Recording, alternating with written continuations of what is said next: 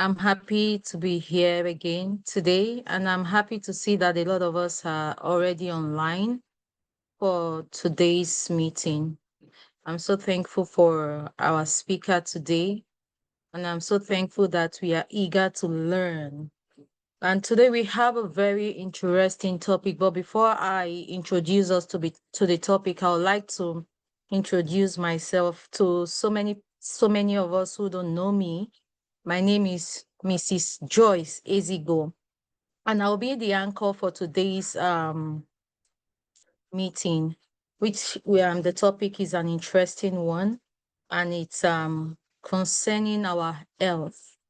Uh, the topic is understanding how diet quality shapes your health and energy. I know that a lot of times we kind of ignore what diet can do to our body. We kind of ignore that diet is kind of important to us and our well-being in the long run. So today, like I said earlier on, I'm thankful that we are having this meeting today, and we have a very intelligent and certified speaker who is, going to lecture us today and let us know what we need to know concerning our diet and how it affects our health. So, like I said earlier on, my name is Joyce Ezeigbo. To many who do not know me, my name is Mrs. Joyce Ezeigbo. And I'll be introducing our speaker today, and her name is Dr. Mary Asowata. She has a PhD and is a public health nutritionist and food literacy expert.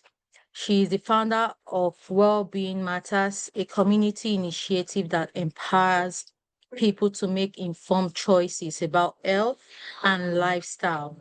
Our research focuses on how community environments affect nutrition, coping strategies for food insecurity, and the factors shaping dietary behavior in low income populations. Currently, Dr. Mary serves as a nutrition consultant for outreach projects that aim to prevent and manage obesity and related diseases. Um, that is a short brief of Dr. Mary. Dr. Mary, I'm so glad to meet you today. This is this is my first time to see you and to hear. I mean, I've read about you, but I've not seen you. I'm so glad. I'm so glad to see you today. I anticipate today's studies. I mean, I also want to learn and um, make my children, encourage my children to do what I have learned today, also myself. Um, Thank you for, honoring us, Nigerian society, and you have made yourself available to educate us today. We do not take it for granted. And like I said, we are grateful to have you here. So the floor, in the next minute, I would leave the floor for you to, introduce yourself once again and then educate us. So you have 30 minutes to teach us today. And afterwards, we'll be asking questions because I believe a lot of us here today would have questions that would want to ask you. So thank you once again. The floor is open for you. Thank you. Thank you, ma'am. Mrs. Joyce, I really appreciate that warm introduction, and I'm so happy to meet everyone here today. Trust me, I am part of Nigerians in West Texas. I graduated from Texas Tech, and Lubbock is in West Thank you. Texas. So Mhm. I feel so honored to be here with you all this evening, and thank you for having me. So, this topic I'm about to talk about is so dear to me in terms of sharing not just my knowledge, but my passion about us achieving a healthy lifestyle through what we eat. There's this adage that says you're what you eat, but not necessarily like your food make up your whole composition, but it influence your health long term. So as I share my slide a little bit, in a few moments, let me share my okay. Be open to questions. I'm open to questions, and also please guys, let me do Can I see myself? Presentation. Okay. Go to slideshow. Can you see my slide, please? Okay. Yes, we can. We can see it. I need to go to presenter mode.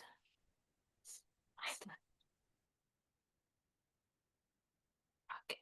Awesome. Miss Joyce already told us the topic, but I will reiterate by saying diet quality is so important in how it impacts both our health and energy. So when we talk about energy, our mood, our mental health.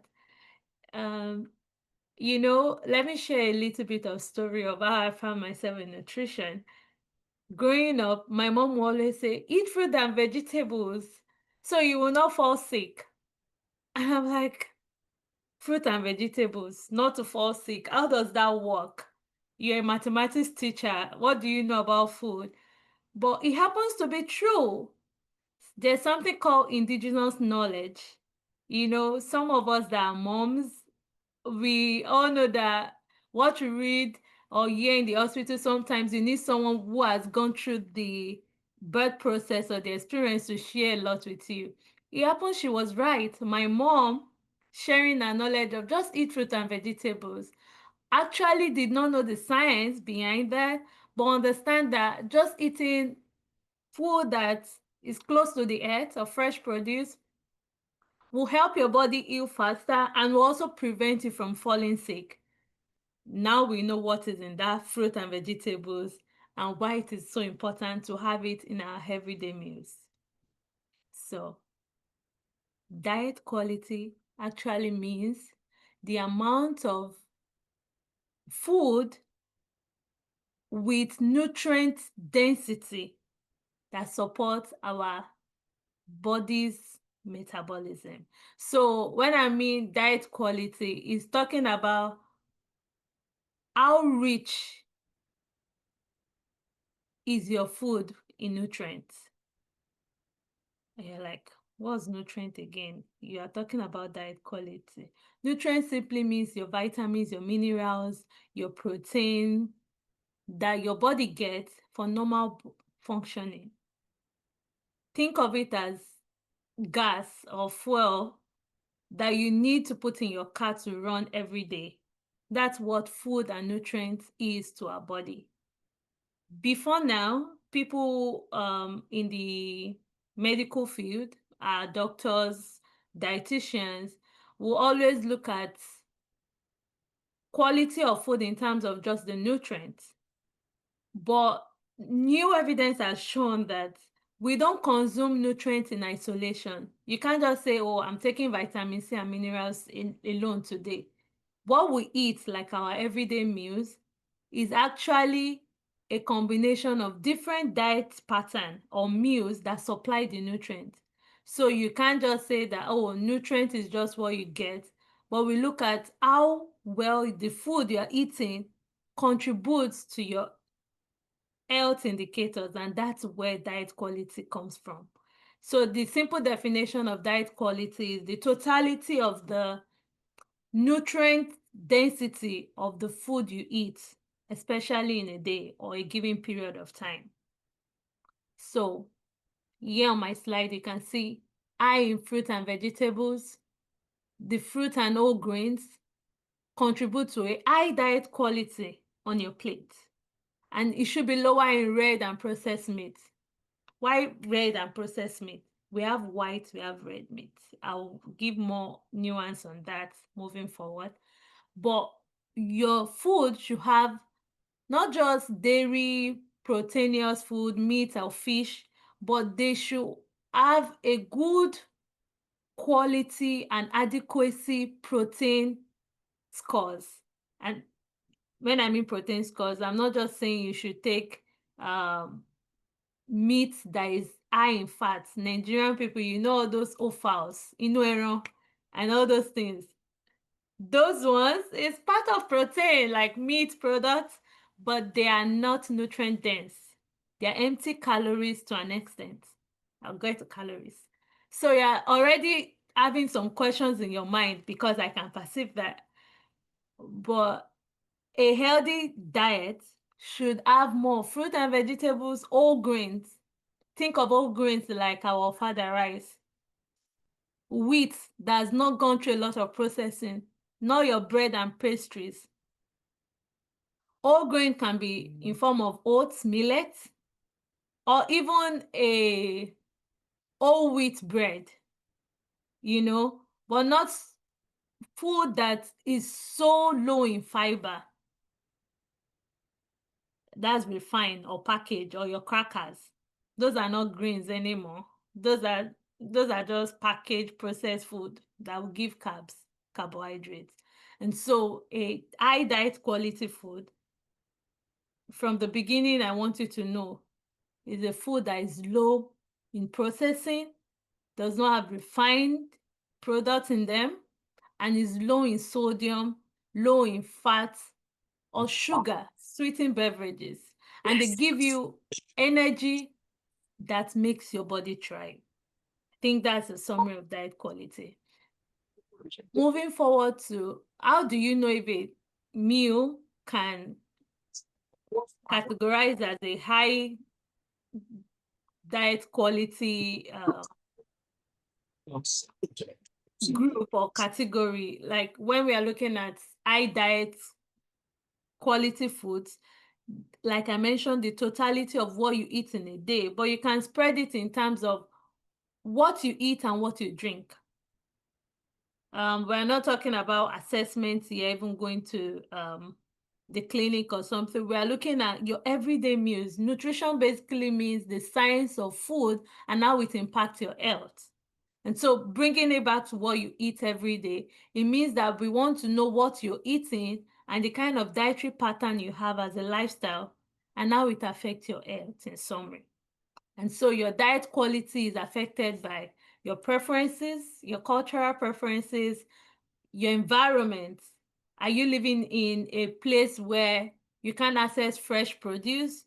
Or mostly you just have deli food? There are some places in the US, let's say mostly the urban areas, let's say New York, for example, those Manhattan area, or in Texas, Houston, Dallas. There are some places in those high traffic areas that before you can see a grocery store, you have to walk a distance or even drive and look out for a place to get fresh produce. And so your environment also matters. Or you're on campus, you're working on campus, or a postgraduate student that is only having access to fast food, the eateries, and there's not even fruits on campus to buy. Those factors can affect the kind of food you eat and impact your diet quality. Also, your level of health literacy. We don't talk a lot about health or food literacy. We talk about financial literacy. Oh, be financially secure though. Have money, plan for your emergency fund, 3 to 4 months, plan for this. Are you planning for your food emergency or your health emergency in terms of what you put into your body system that makes it thrive? So the resources, the groceries you buy, or you plan for staples, or how to even prepare your food, all these affect your diet quality, because if you don't know how to prepare meals that retain nutrients, it impacts how your food will give a good diet quality score.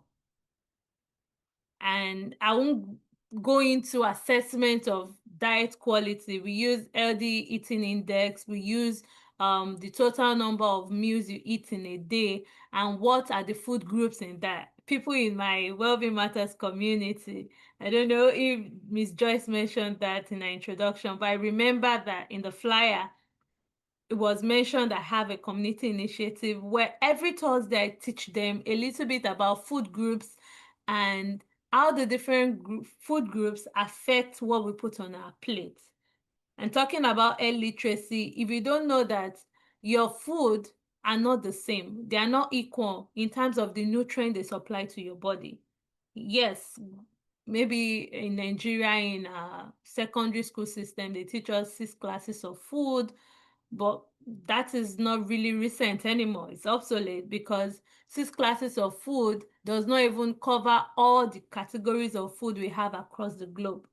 So you're looking at for different meat and meat product, fish and fish product. Now you even have people talking about plant-based diets, plant-based this. So it comes to the basic 6 food groups where any kind of food you see in the whole world can be categorized under those 6 food groups.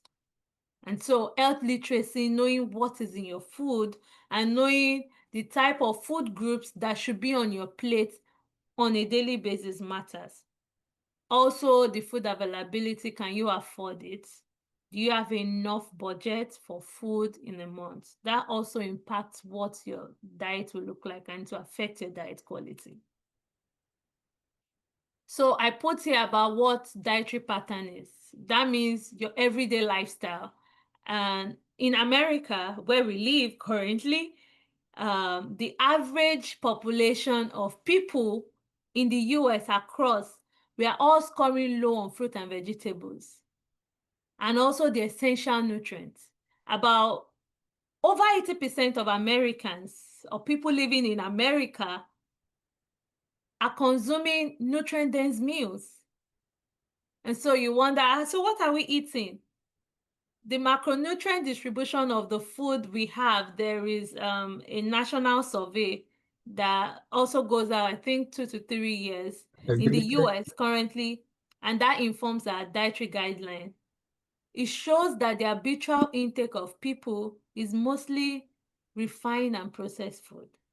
So coming back to how it ties to your health and energy, in the next slide, we'll talk more on that. How what you eat either gives a healthy calorie or an empty calorie.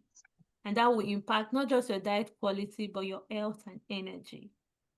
So a dietary pattern for you is more of in a space of 12 weeks or more. That's how we know your style of dietary intake or dietary pattern.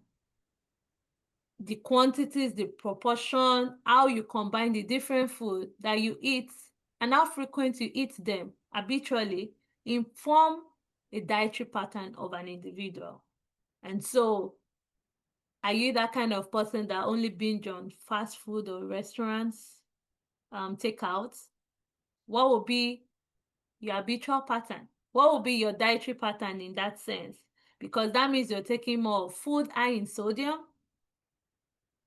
high in fatty foods, and maybe a little bit of protein more and more. Regular or typical American diet, you have more protein sometimes, but it won't increase your diet quality because the food is not balanced with fruit and vegetables. Usually we try to make up for our carbs and protein, but fruit and vegetables that are called functional foods that supply the essential nutrients, we even call them eating nutrients sometimes because people think fruit and vegetable is not important, but they contain the essential vitamins and minerals that make that protein and carbohydrates yield the investment you are looking for your body to thrive, you know?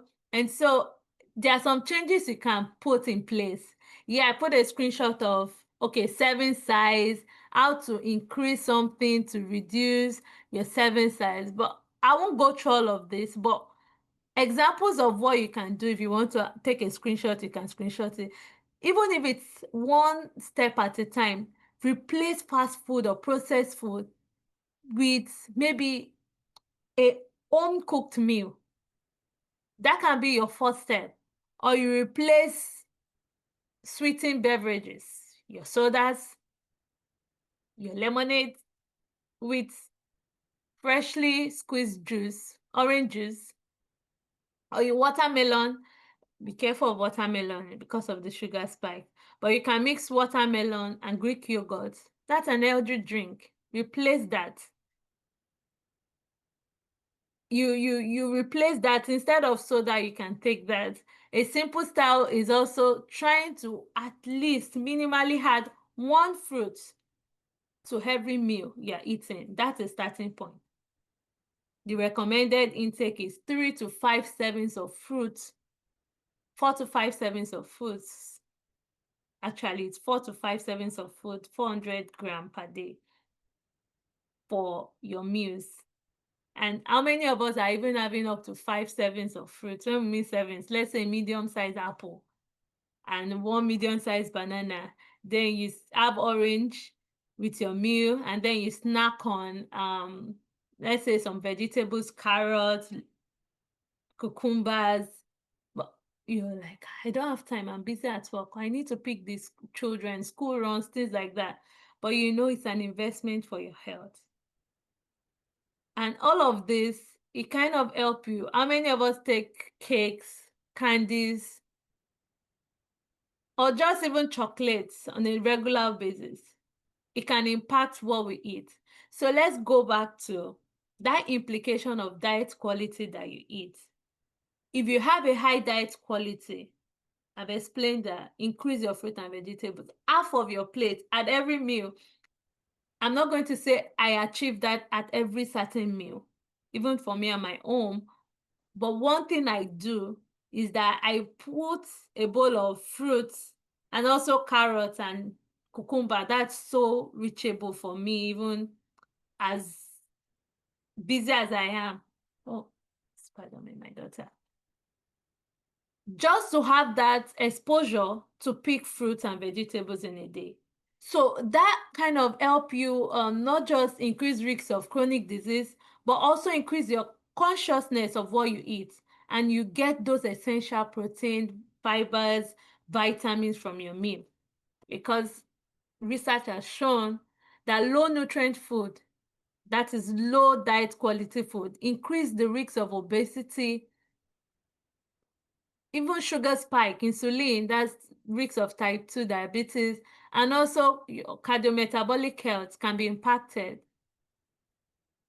And evidence has shown now that even defining people's dietary pattern can be seen in just observing what people eat at restaurants. There are different options of things to pick up when you even want to go to a restaurant, but people prefer to take fries, something easy, just because they are not aware of what is available in the restaurant, but also aware of how this food will impact their health and energy. Sometimes you're like, I'm so tired today, I've not eaten something water, I'm not satisfied. Do you know that when you eat, an example, let's say fries, or you take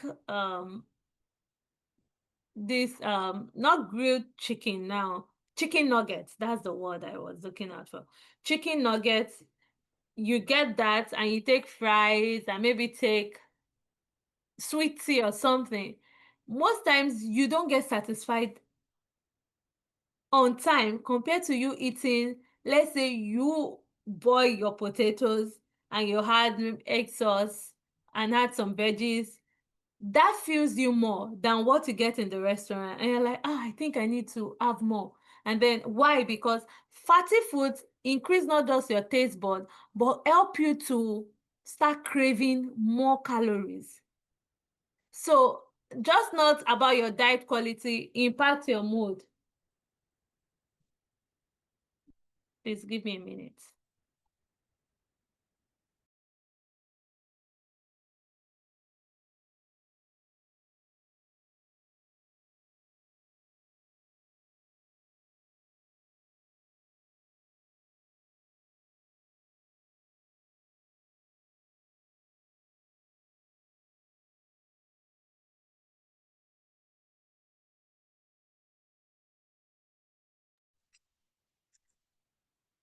I guess we are preparing our questions as we wait for her to come. Even though she is yet to finish, I believe we are taking down notes, or I mean preparing our Yeah, questions. I'm back. I Welcome have back. a Yeah. toddler. I have a toddler, and I think her dad forgot something. Pardon me. Um, I was talking about comparing foods you eat at fast food, and apologies for that, and you cooking your food at home. You know, this my plate here, it's also a visual representation of how our individual plate should look like. And not just because of our time, I'm going to be sharing more examples now, practical examples, and the calorie equivalent of the food we have. and you see how it impacts not just what you have on your plate, but the implication in your body, even for you, not just based on my experience, but based on evidence. So an example of the empty calories, like you eat, energy only is what they give to you, like your candies, your processed food, your chips, the current Lays. I know people free store, and some people will just want to, oh, I want to binge on croissant. A lot of things now in the US, something that we are not even used to as Nigerians. People now eat that a lot. Bread every day. You can get calories from there, like I said, what you need for your body to move, but they are not going to give you healthy calories that optimize your nutritional status, and that impacts your weight. Okay, an example is rice, a plate of boiled rice, chicken, veggies. It's filling and nutritious. Why? Because you have your veggies, you have this, and then compared to a fast food of pastry, it's less satisfying, less nutritious, but it's sweet. So you see that sweetness from the pastries you're eating and everything. It's a short-term benefit. Why? Like I mentioned earlier, increase your food cravings. It reduces your risks of burning fats because it slows down your metabolism. You are not even going to go empty your bowels easily because those foods have less fiber in them. And then you are just like, oh, I'm full. But the movement of digestion in your body has reduced. And if you are not going for, let's say you are going to visit the restroom or bathroom often, that's an indication of not just lower diet quality, but your health quality. I mean, we call that quality of life usually.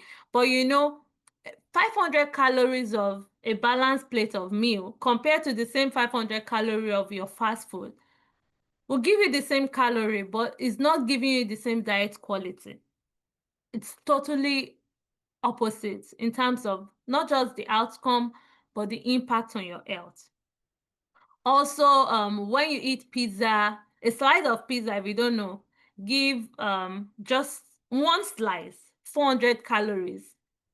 Just one slice. A lot of people don't know, and you crave to eat pizza. I know some of my friends when I was on campus at TTU, they can eat 4 slices of pizza at a sitting.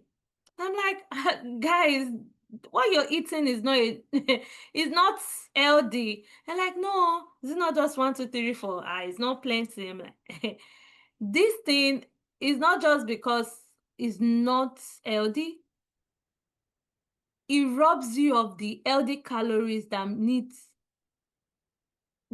to, let's say, oil your battery, or what will I say, make your body run well. Especially for women and men, we have several factors that impact what we require in a day for our daily energy. Our physiology is built differently. I know our time is almost up for the 30-minute presentation. Miss Joyce, let me know how many minutes. Doctor, please, you can go ahead, finish. I don't think, we need this lecture more than the questions Okay, that okay, I mean, go ahead. It doesn't matter. Yeah, thank okay, you. thank you. I have about 4 slides to go anyways, because I'm timing myself as well. And for women and men, our physiology is different. What a man can eat, and it will not be so obvious. When a woman eats it, not just our menstrual cycle is impacted, but our energy level, our reproductive health is also impacted. There's this trend where you just say, oh, you just go burn calories on treadmill. Some of those things, it should be that we are using it to build a healthy lifestyle, not to burn calories. Because with you burning 200 calories on treadmill, it can be easily replaced by removing maybe 2 or 3 slices of bread from what you eat every day. So weight loss is not actually more physical activity, it's about your diet. And weight loss can also inform especially women, their health quality, especially people that are maybe battling with fertility or postpartum mothers, because if you are too active, it might impact your energy level, but more importantly, deplete your nutrient stores. Because an example is a mother that is breastfeeding, or let's say lactating mom. They need additional 500 calories to what they usually take. Here on the slide, I say women between 1,800 to 2,200 per day of calories from the total food they eat. But a breastfeeding mom should have additional 500 calories. But a breastfeeding mom that is now saying, oh, I'm counting calories, or my diet quality is just pizza and Coke, it will not just impact her health, it will impact her child. Let me share a story here.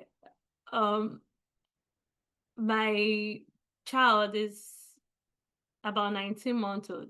When I gave birth to her, I was like, oh, my nutritionist brain, I don't want to add any weight, excessive weight, which I've even lost all those baby weight anyway. And I started watching out for what I eat and not thinking about my physiological state at that moment. I was trying to restrict myself based on my knowledge. I coach people. Even as a PhD student, I still had my business running in Nigeria.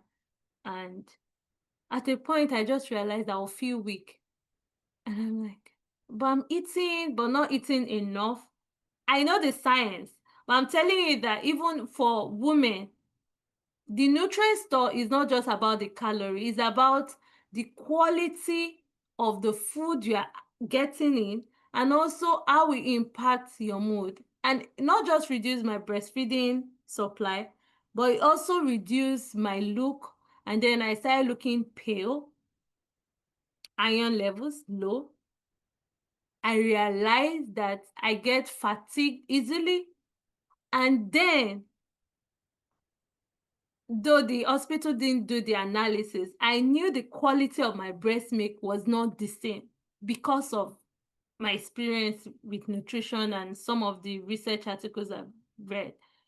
Because what you eat is just like garbage in, garbage out. Like, an example is you're trying to withdraw the money you don't have in your bank account. And so for men, yes, it's good to also look out for the quality of food you eat. Some men are looking at, I don't eat a lot, but why am I adding weight? It is also about what you put on your plate and the timing on the food you eat. I don't want to go too much out of this scope, but like examples of healthy food, I put grilled chicken, rice, and vegetable because I know that a typical Nigerian loves rice. Am I saying something? And also we want protein. Nigerians, we are not that kind of person that say you just dice your beef and chicken. Where is the meat? No, I must see the chunk of drumstick or chunk of chicken wings on my food, But we can do better by looking out for lean protein, because that is not the offals, the Inu like we know. But that will also help you watch out for, even here in the US, you can get meat that they will put, 70%, 80% lean meat, 80% fat or something has been removed from your meal, especially adults. Adults, we need protein, but we don't need it as much as younger children.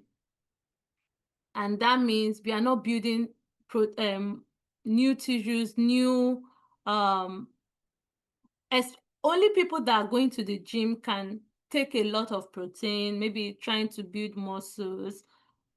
But please, your chicken, your proteinous food should come handy. And if you're battling with budgeting for food, I would encourage you to prioritize protein before carbs. Research has shown that the diet quality of an individual with more protein, fruits and vegetables especially, is still better than having higher carbohydrate giving food on your plate and not having protein with your fruit and vegetables. That your fruit and vegetables should be a given in any meal, please. The reason is that it not just impacts your health, but impacts the fiber content, the vitamins, the minerals that are essential for that carbohydrate and protein to be metabolized in your body. Most of us think, oh, if I can just buy rice and buy chicken, I'm fine.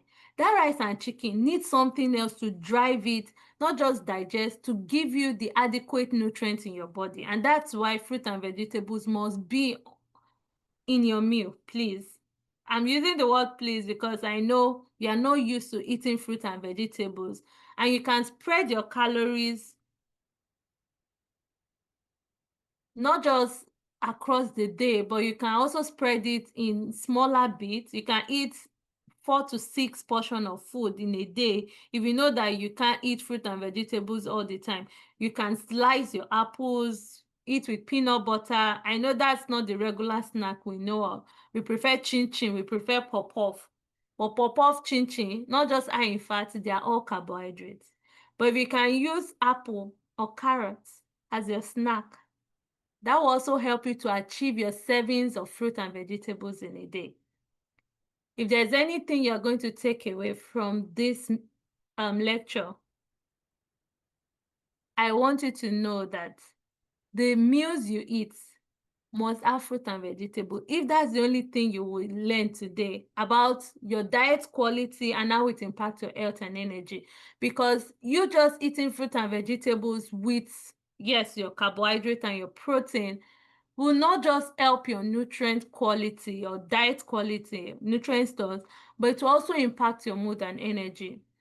I will be sharing more information about the Journal of Nutrition and Dietetics recently released, let me read it out here for you, released an article saying that 50% of individuals that went through a study, it was like a cohort, a prospective cohort study, that increased their fruit and vegetable willingly compared to those that did not, saw significant changes in their metabolic panel. So some of us, maybe we've been to the doctor and they say, oh, reduce your weight, reduce your this, reduce your that.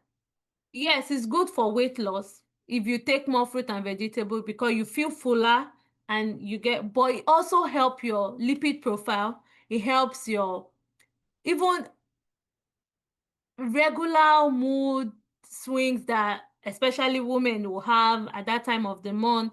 You just increasing the quality of your diet can impact that. Examples of meals and calorie content I put here, you can see that a large pastry, I don't want to use the name, maybe bagels or donuts, and coffee is about 500 calories. But at the same time, oatmeal with banana and maybe some peanut butter.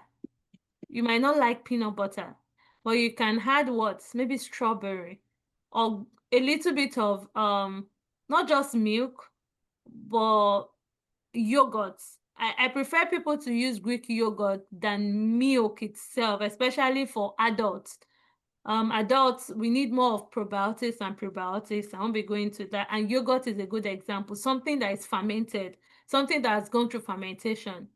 So your oatmeal has a lot of fiber, your bananas, vitamins, peanut butter, healthy fat, avocados too, healthy fat. Please and please compare it to the same as burger and soda, Chick-fil-A sandwich. I love it. Chick-fil-A spicy deluxe is one of my favorites when I want to treat myself. If you like Chick-fil-A, yeah, let me know. But do you know that eating Chick-fil-A and eating something else that is nutritious, I won't give an example, but I have given like several reasons why you should have healthy food. Maybe you boil your plantain and this is that not just because of your taste, but you can treat yourself. It's not bad if you have some things to some days you can treat yourself. But that Chick-fil-A food, nobody is thinking about your own diet quality. They are thinking about profit and commercial gain. So sometimes those fries, they've been soaked in brine, sodium solution, salt solution, not just to preserve it, But for them to actually have that taste, if you look at those fries, McDonald's, Chick-fil-A, there's a taste, not just acquired taste, but there's this taste flavor you get from their fries that is different from your own made fries. If you do fries, there's a reason for that. For you to want more and eat more is not healthy. They are looking out for profit. Nobody is thinking of your diet quality. Nobody is thinking of your energy level. They are thinking of you coming back tomorrow to eat and buy. So you have the power to change that. You can go there, like I mentioned. I also like Chick-fil-A. But once you know that this is not helping me, a long-term investment, just like you are saving to buy a house, think about your health. Think about your long-term plan. You being a mom or you being a dad, you want to be strong, you want to be agile for your children and for yourself. So think about that. Yeah, I have a course coming on, and there will be free consultation for my in-house dietitian. The course will be launched October 30th. I just wanted to share. If you're interested, you can reach out to me. And also I'll be sharing like recipe booklets, free, and also free consultation with our in-house dietitian. But more importantly, I want to share this: grocery budgeting. We've talked about diet quality. We've talked about this. A lot of Africans in diaspora, Nigerians in diaspora will tell you, you're just saying we should eat healthy. It's not achievable. It's more expensive to cook at home than to go to Chick-fil-A, especially I'm going to work. I have people that are working shifts. I don't have that time, or I'm busy, my children. Here is an example of how you can not just grocery budget, but achieve food security that impacts your diet quality. Food security is having enough food at home for you to eat with your family. If you don't have that food ingredient, that staple, you can't even think of preparing healthy meals. And that's why I'm sharing these tips for grocery budget. Set up a monthly food budget. As you have budget for bills, your phone plans, set up a food budget.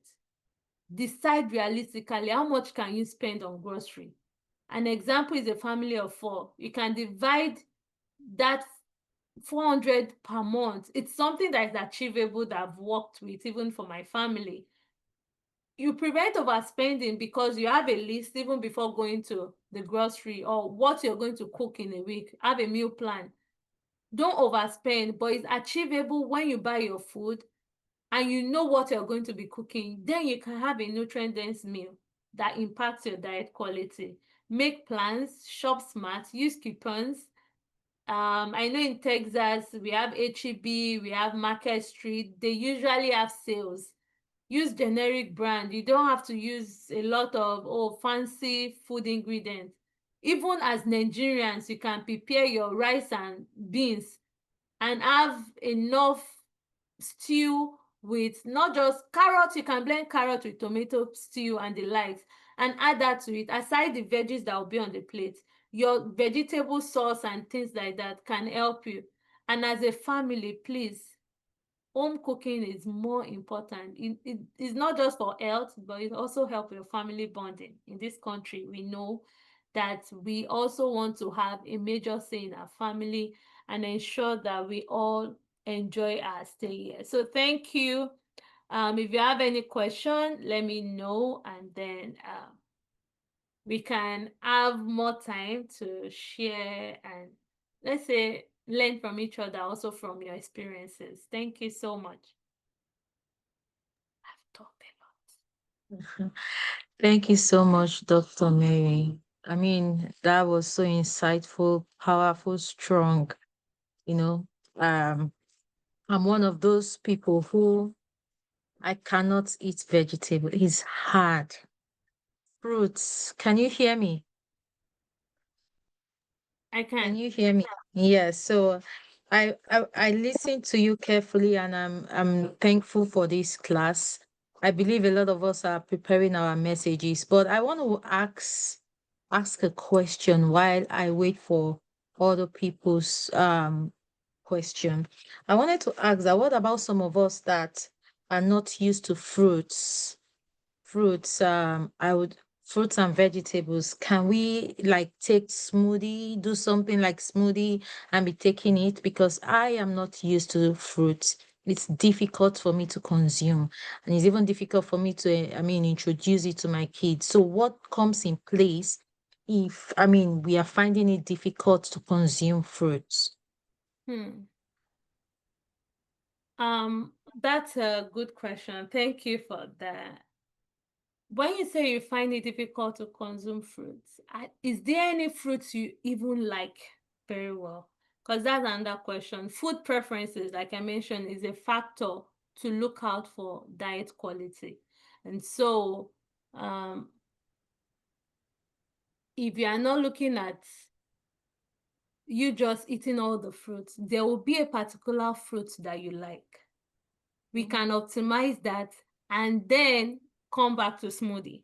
The reason why I said smoothie is that smoothie can actually help your taste bud and help you get that nutrient, but it also increase the risks of glucose supply to your body. And when I'm talking Okay. about fruits and vegetables, it's good to eat them as whole, as fresh produce. Reason is that Okay. blending or you use a food processor or a juicer is also a form of processing. Maybe because it's not in the factory, people don't think that way. It makes that food broken into a simpler form that it's easily not just digestible, but it easily supply those simple sugars to your body. Mm, And for an individual that is pre-diabetic, or even for children, it might increase them just thinking of sweet tooth compared to them chewing. An mm, example is also toddlers or early preschool children. Research has shown mhm. that children that chew a lot and they are not just drinking everything, it helps their dentition. It Okay. helps them. Then later Mm, people say, I want braces. A lot of people have missed out on their children's developmental milestone because they are looking for the easy way out. mm. So look at the long term. You might not like it, but how can we find a way to even introduce that gradually? Celebrate your wins. If it is one apple a day, slice it, make it into cubes, put some yogurt. It might be sweetened yogurt because of the kids. Let them eat it as if they're taking cereal. Make it fun. Put colors. Put fruits that dies. Make it fun. Strawberries, apples, lettuce. There's a time I do it, I'll pour milk and then eat it. It can be fun or appealing depending on how creative you want to be. I'm not saying Okay. don't take your smoothie, take it, but incorporate whole food, fresh produce, just because of the benefits you know it will give you. Yeah. Yeah. Thank you so much for I your think there's a response. hand. Yeah. Yeah, there are several questions here. So, and Okay. I want to, reiterate, I want to bring you back to the point where you said that um is it that you have a free class or you have a list of dietary plan that people can have from you, right? So because Yes, yeah, it's I a was gonna cost. ask It's a that, cost, yeah, yeah. okay. I was gonna ask that question, but since you said, yeah, I might call you after now, Okay. but we have a lot of questions here. Oh, yes, So I'm there looking at is, the chat. Oh, thank you. Yeah, thank you to it's a privilege. Thank you, Dr. yeah, Mary. Does blanching okay. vegetables reduce nutritional value? Blanching is not a bad cooking procedure to start Mm, with. Blanching, just like sauteing. So what is blanching? For people that don't know blanching, I like to break things down because I know not everybody are on the same page. Blanching means, when people in Nigeria want to steam, a foriro, and you want to steam it with all the salt. So blanching is just a little bit of cooking on slow heat a little bit. So blanching your vegetables should not even impact your nutritional values. Yeah, B vitamins are easily leached out of food, but depending on how long you blanch that vegetables. And it's better not to even cut your vegetables, not to like cut your vegetables before washing or rinsing. I used to advise people the frozen vegetables, I think they've been cleaned before being frozen. That I will not excuse. But if you get your whole vegetable, kale, or even the spinach, or there's this one to green collard. I know a lot of Nigerians use green collards now. Don't cut them before washing or preparing them. Wash. You can even blanch before you cut them. It helps the nutrient to still stay intact before you finish your preparation. If that answer your question, ma'am. Yes, thank you because of time. So we have Mr. Godwin Ikoro. Is on Okay. his up. Mr. Godwin, you can please unmute yourself and go ahead with your question. Well, thank you very much for the opportunity and thank you for the presentation. Yeah. My question is about serving sizes or portion. Okay. As Nigerians, you know how we eat, Mm-hmm. and oftentimes when we serve our food, we are not aware of how much calories we have Yeah. in our Trying plate. to take notes. So yeah. Okay. So there is this post I saw on social media that says in Nigeria people eat rice and chicken, but abroad they eat chicken and rice. It's the same thing, right? But so what can you tell us today as a Nigerian and as a dietitian? What is that one thing you can tell us today to make us aware of our serving portion or sizes when we put our food together before we eat? Thank you. Okay. I hear that a lot. That in Nigeria it is rice and beans, not beans and rice, or rice and chicken stew, or and then in the US is now chicken and rice, chicken and potatoes. Like you mentioned, I'm just emphasizing on that. The reason is that back home, traditions inform cultural norms, if we don't know. For my own family, I grew up knowing that my mom would say, make amala or make this. So is that amala that will be big? The meat will be there, but amala will not be as big as that. And also, I'm from the Southwest. And also in the South, my husband from, like, they eat pounded yam like this. But when we all maybe migrated here, we realized that the protein is the main meal. Reason is the education and also the abundance of protein and the culture they've pushed is an issue. Protein and carbohydrate and protein, it's not even the right way. The right way is a healthy plate where fruits and vegetables should have more serving sizes than carbohydrate and protein. So even both Americans and Nigerians are not right, because research has shown that just a muscle, everybody has fist, right? This size of fist is okay for your carbs, for your swallow, for anything. Your fruit and vegetables should have more portion on your plate. So even the carbohydrate or the chicken or the rice and chicken is good, but it should not be what will take more portion on your plate in terms of nutrition. So I'm not going to say, oh, Nigerians are right, Americans are right. No. Evidence is what I'm going to share with you, that is cultural norm. That is what we are used to as society. Nigerians, Americans, Asians, we need to know that some of these cereals as breakfast, do you know that it was a commercial strategy? Nobody has enforced cereal unlike the commercial or food industries that we have now. Now you see cereals, cornflakes and milk as staple in most households for breakfast. Why? It's a social engineering, and so as well as chicken and rice or rice and chicken. The basic is my plate. How healthy is your plate, and how do they contribute to your diet quality, sir? Yeah. Yes, thank you. We have spent so much time, but this is this is very educative, and I would like for you to answer the questions that have been Okay. asked here. I think the next question is that is moderate wine drinking truly beneficial for the heart, or is it that an I'm taking a overrated belief? screenshot of it. I can't see it well. Is They say, or moderate is what? it an overrated belief?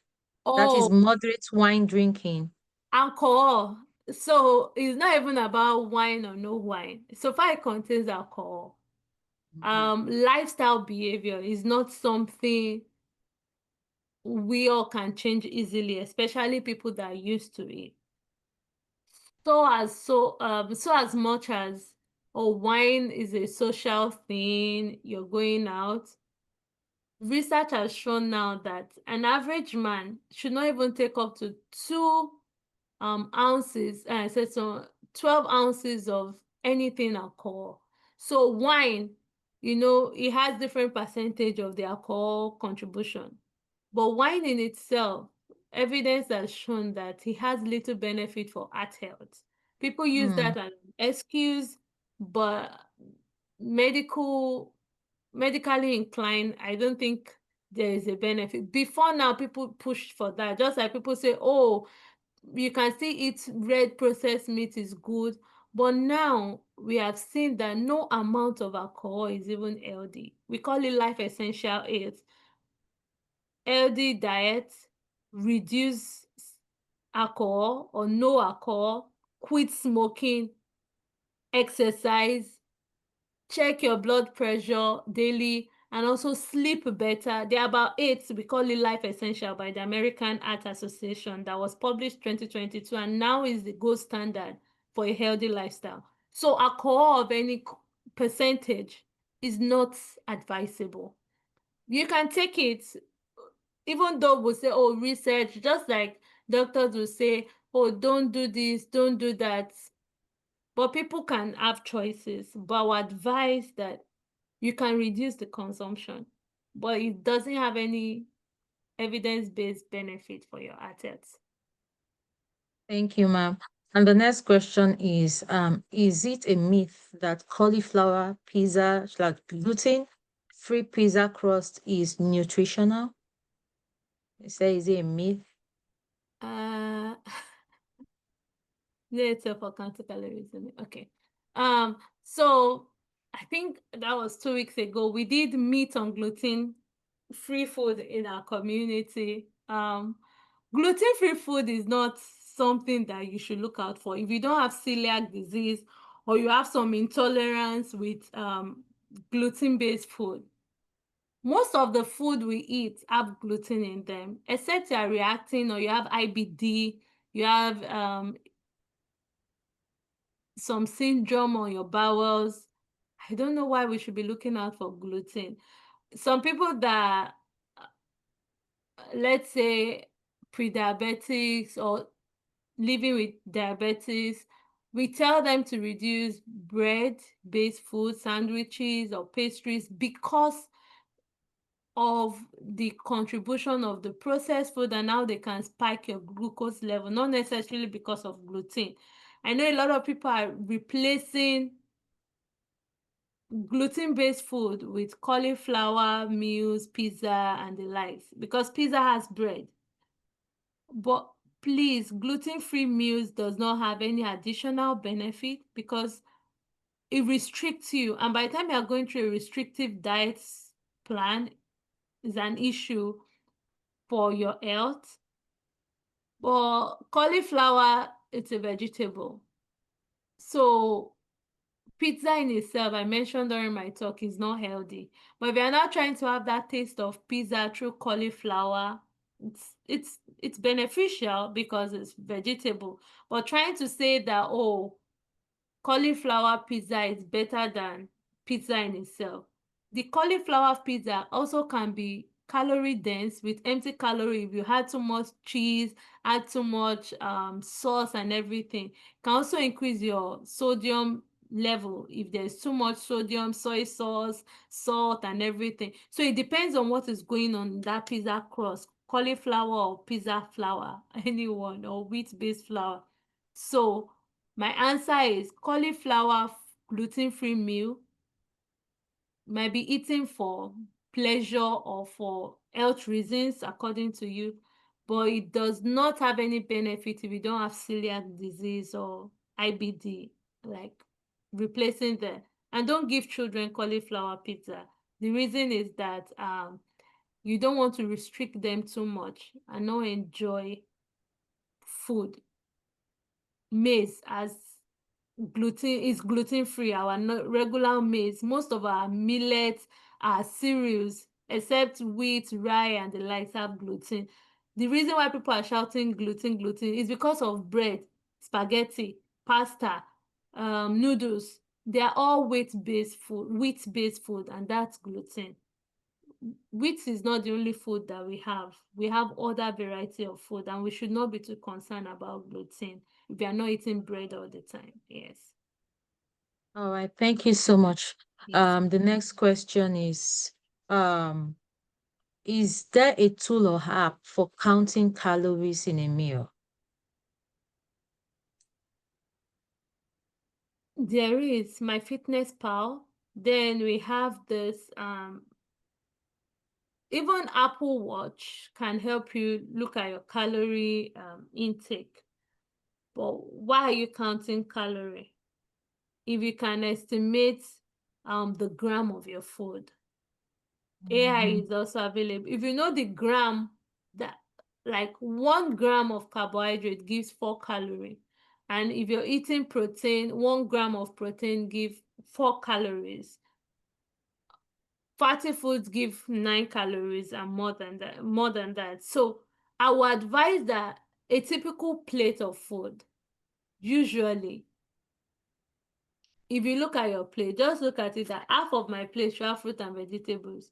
And then if I eat a feast of my hand, because it's not all the time you'll be able to use a weighing scale or the app, if you remember. But it's good to have MyFitnessPal. It's a US free app for Americans for calorie counting. And there are other apps out there that I don't know all the brands, but I know that even the Apple Watch with your Apple phone can do that. But if you're using the recommendation of your feast for swallow, it's enough. But people will be like, I can't be satisfied. I'm also having people in my house that no, it's not enough. So supplementing, you can increase it, but have more vegetables on your plate to address that issue of counting calorie, please. Yeah. And eat fruit and vegetable at every meal time. That will help. But use MyFitnessPal. Yeah. Thank you so much, doctor. And the next question is, are organic foods more nutritious than non-organic foods? Organic food. Yes. I will even first say that organic food are more expensive. One, Mm.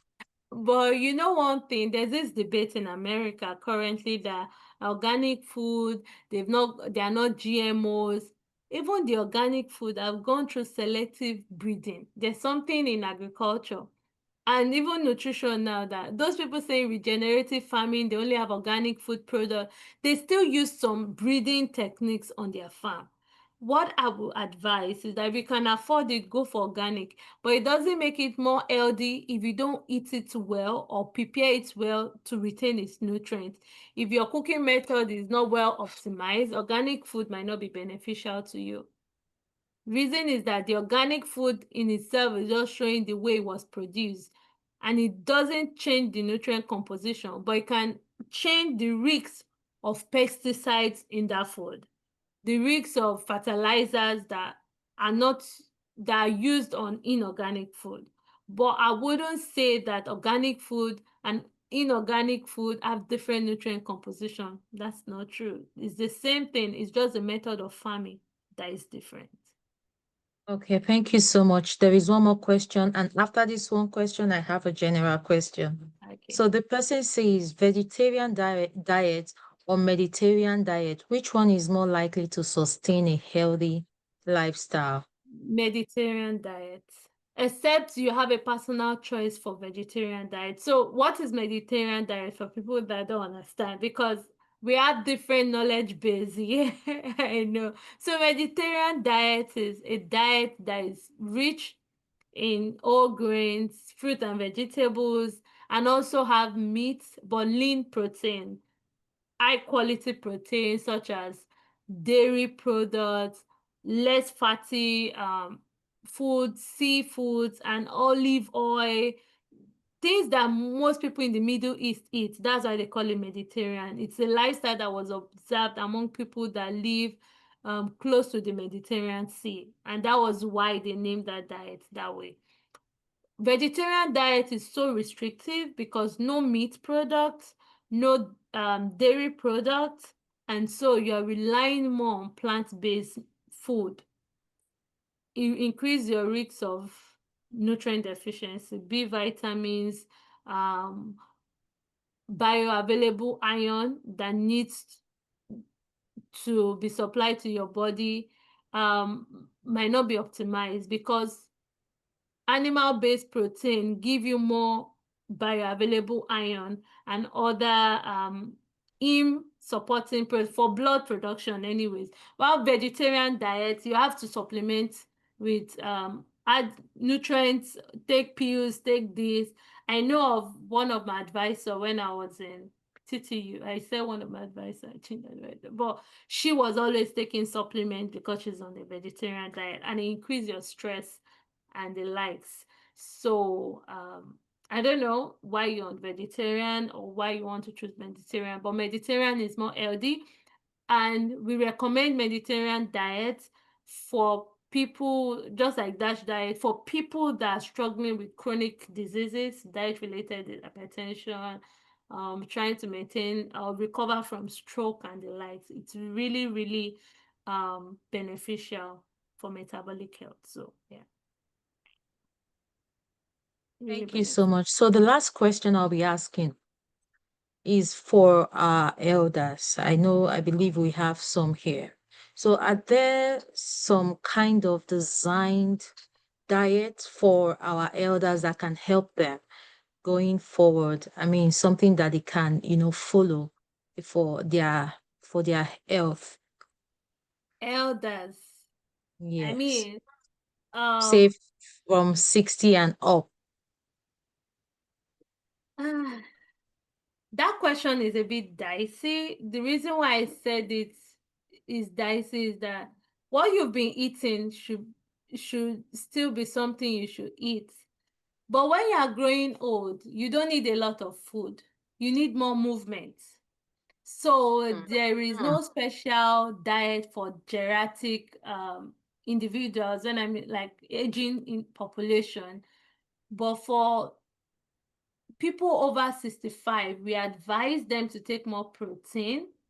And the reason is that they are losing muscle mass a lot. Sarcopenia, that's when you see a lot of people, my bone, I'm feeling this, I'm feeling that. Or women going through postmenopausal issue at that aging period. You actually need to prioritize moving more. Don't take a lot of calories. You know, there is this life cycle trend in nutrition that baby stage, you need a lot of nutrients to grow. Then you reach teenage years, more nutrients. Young adults, more nutrients, a lot of nutrient dense food. But midlife, you don't need a lot of food, but you need high quality diet to sustain you. But as you are growing old, you realize that what you're eating is not just for survival alone, it's for maintenance. So when you're maintaining your health, you don't eat a lot, but you eat quality.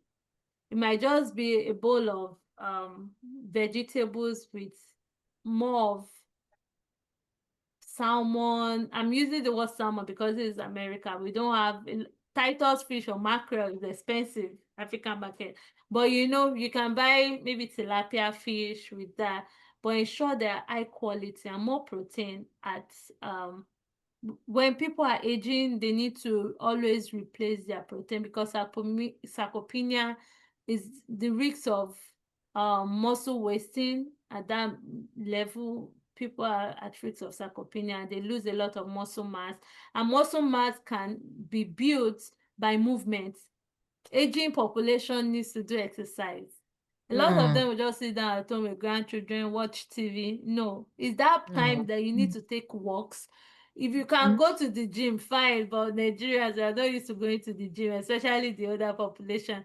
But take walks, evening stroll. It's cold. Maybe there's a treadmill, or at home, just start dancing. Dancing is a good form of exercise that people don't talk about a lot. Just dance, play song. If you like the high life kind of song, beat them your loud, I like that one for my exercise. Just dance for older people, because it's good to move your body and eat protein a lot, and your vegetables. Don't forget, half of your plate should be fruit and vegetables. Reduce sugar, sweetened food. Bowel movement sometimes can be difficult for aging population because their body metabolism it slows down a lot. And that's why we don't encourage them to take a lot of food, because they need to move more, need to interact more. There are a lot of things that impact their quality of life than just food at that age. And so they need more love. They need movement, company that will encourage them to be active. Yeah. Thank you so much, Miss Dr. Mary. I'm so thankful for this time. I believe every one of us have heard that we need to have fruits and vegetables in our meals often, as much as we eat fruits and vegetables. Thank you for addressing all the questions Taking we've the free asked today. section. Also, please, for every one of us that are here, do not forget that she has said that she has a free class, right? If I'm correct. I can't hear you, Dr. Mary. You're muted. You're muted. Oh, I said I have a free community for health and nutrition literacy. We invite Okay. health professionals every month. We call it expert guest talk. But more importantly, I do every Thursday nutrition classes and Okay. teach Oh, people. Yeah. Free. all right. All right. Thank you so much for this free class. I would partake. Thank you so much for today. Thank you so much. We appreciate you. I And am everybody grateful that are too for here being and here. ask questions. Thank you. Even the ones that came online before we even started. Thank you.